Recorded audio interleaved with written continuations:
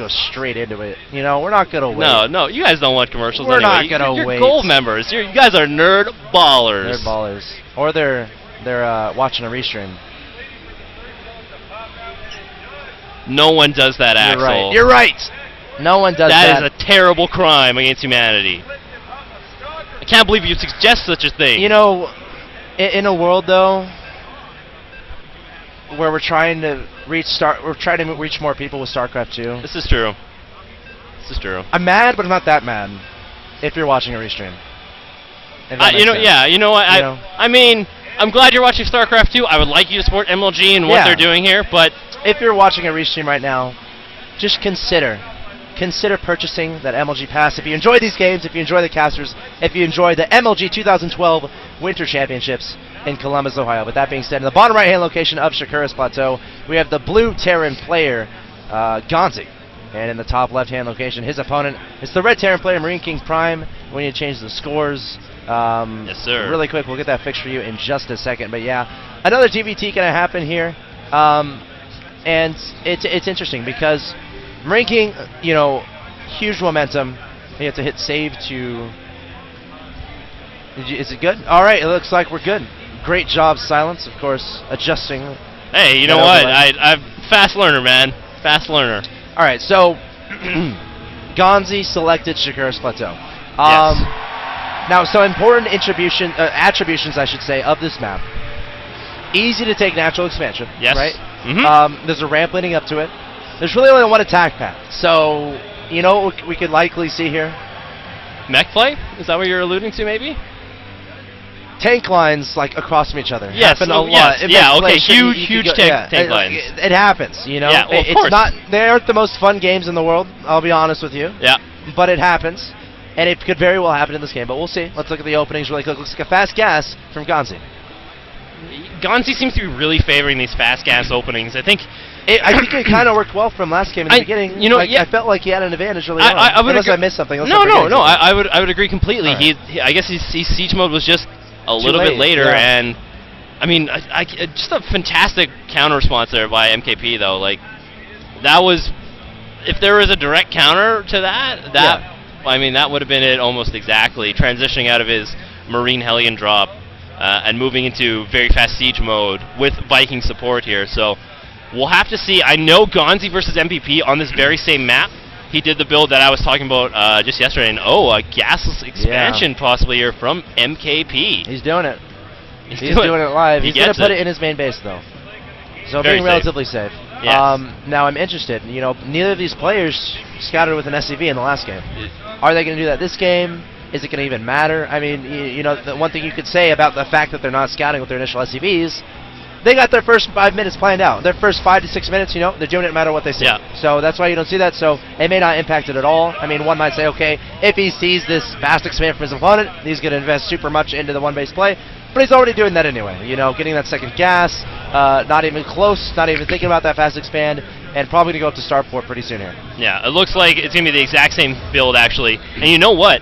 One thing I want to note here, actually, you're probably wondering, if we could go back quickly, actually, to the base of Ganzi here. Yeah. You're wondering, well, why would he build the tech lab onto the barracks first? Why wouldn't he just build it onto the factory while he's, you know, while the starport's building? Well, this does one of two things, where the tech lab is already finished, and while the starport's building it, you don't have to, I guess, wait for the flip-flop of the starport and factory, so you get really the fastest possible Banshee that you could possibly get. Yep.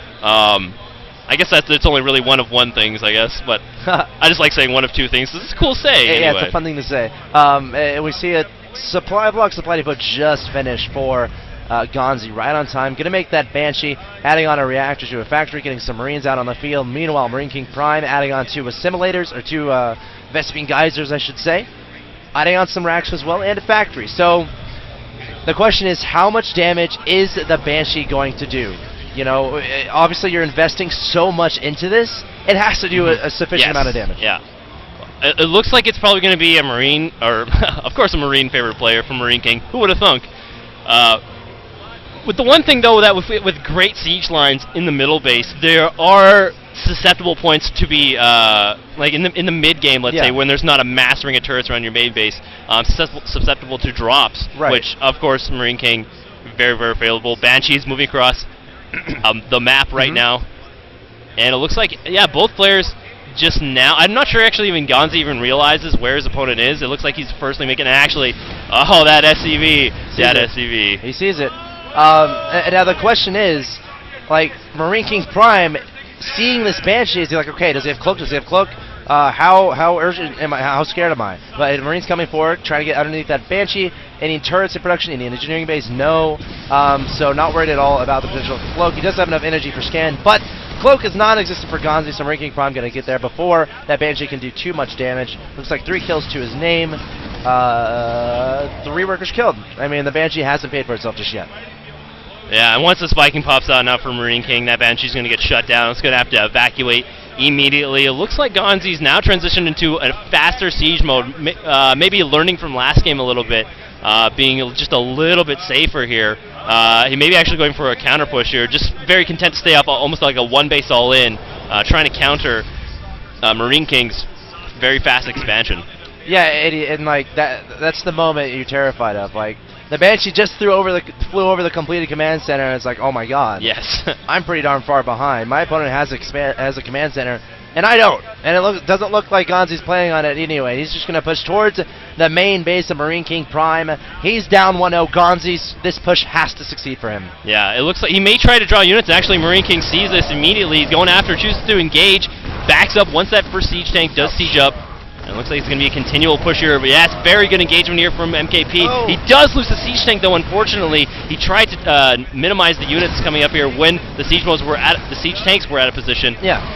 And there is a Viking in the air, trying to take down the Banshee in the medevac. This is it for Ganzi. He has to make this successful. MarineKing Prime neglecting to engage, pulling all of his SCVs to try to engage this army from Ganzi. Will he have enough to push it away? If he does, he will win this series. But no, Ganzi just has too much. I think 2 tanks still alive. 2 Marines still alive from MarineKing Prime, but there is a siege tank on the low ground.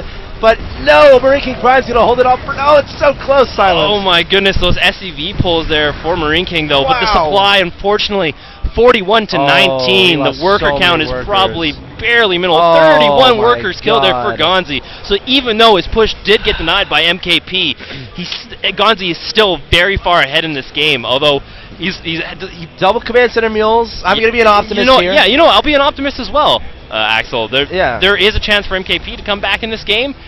But it's going to have to probably be in the late game. And a Banshee coming forward from Ganzi isn't going to help things. Because MarineKing, he has 5 Marines to deal with this, but has to get those up there as fast as he can. In the meantime, there's a drop in the main base of Ganzi from this medevac. 2 tanks are going to be dropped down, dropping with tanks, and he's going to pick them up when they get weak. That's the beauty of this. Oh my goodness, this is unreal from MKP. He's like, whatever, I don't actually need these 2 tanks for any sort of defense. And the SCVs do get the 1 tank.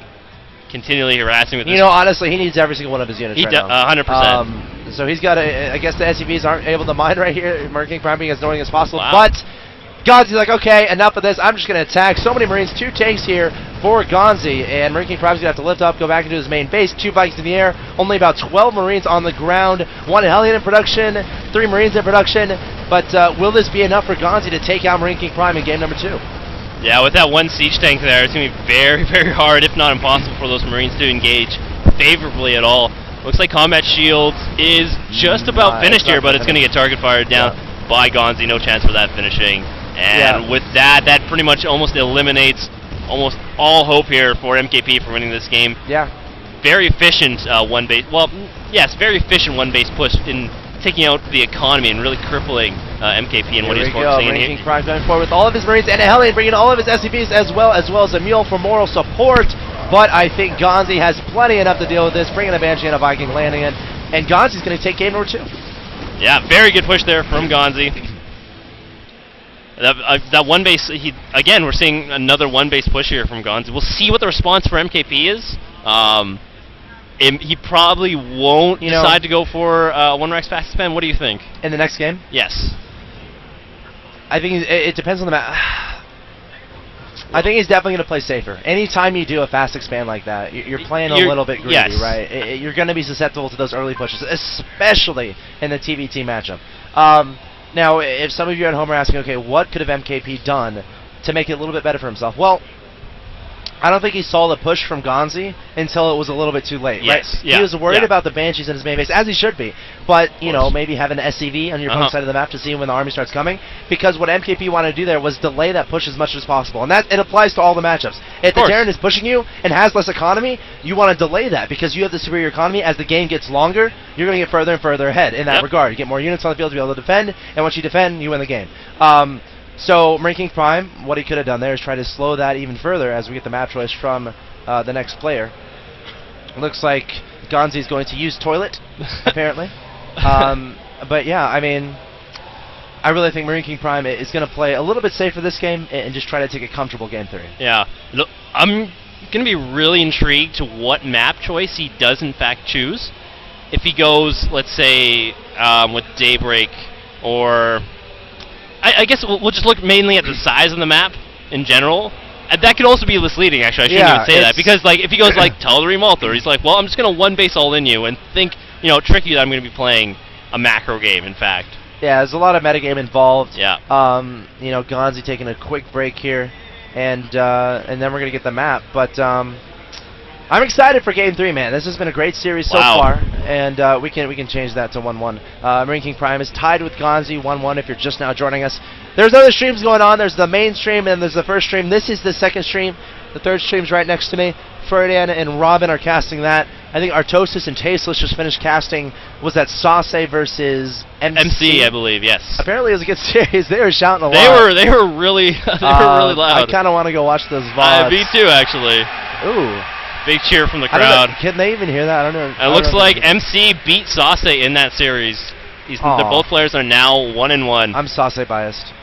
I mean, I won't. Don't worry. Your secret's safe with me. Thank you. And everyone watching. Oh. Don't. I'm looking at you. Don't tell anyone. We'll find you. We'll find you. Yeah, we're just chilling here. And we're gonna jump into Game 3 between Ganzi and MarineKing pretty soon. And yes, if you want an update on the Group A standings, MarineKing currently at 1-0, Sase at 1-1, MC at 1-1, Ganzi at 0-1.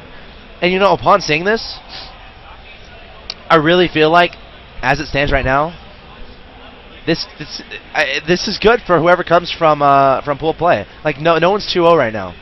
Or from the open bracket. Yes.